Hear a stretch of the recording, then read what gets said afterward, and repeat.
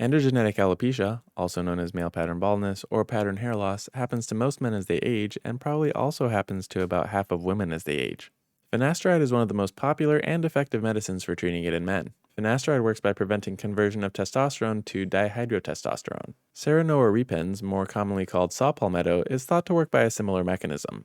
In this study, the authors wanted to compare the effectiveness of these two as treatments for pattern hair loss. So what did they do? They took 100 men ages 20 to 40 who had mild to moderate male pattern baldness. They were randomized to receive either 1 mg of finasteride every day or 320 mg of saw palmetto plant extract every day. 1 mg is the standard dose for finasteride. They don't explain why they went with 320 mg for the saw palmetto. Both groups were followed for 2 years. The researchers took photos of the study subjects' hair in a standardized way at the beginning of the study and again after the 2 years of treatment. They had 2 expert dermatologists and 1 junior dermatologist rate these photos on a scale from -3, greatly decreased hair, up to 3, greatly increased hair.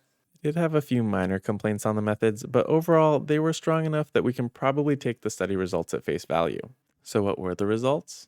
The finasteride group had 68% of people regrow hair and 22% stay stable with no hair growth or loss. The saw palmetto had 38% of people regrow hair and had 52% stay stable with no hair growth or loss. Both groups had 10% of patients continuing to lose hair, but they all only had slight hair loss. They didn't give any numbers on this, but they mentioned that the saw palmetto primarily helped regrow hair at the vertex of the scalp, whereas the finasteride regrew hair at the vertex and in the front. So in summary, saw palmetto looks like it prevents male pattern balding from worsening in most men and actually helped to regrow hair in a little over a third of men.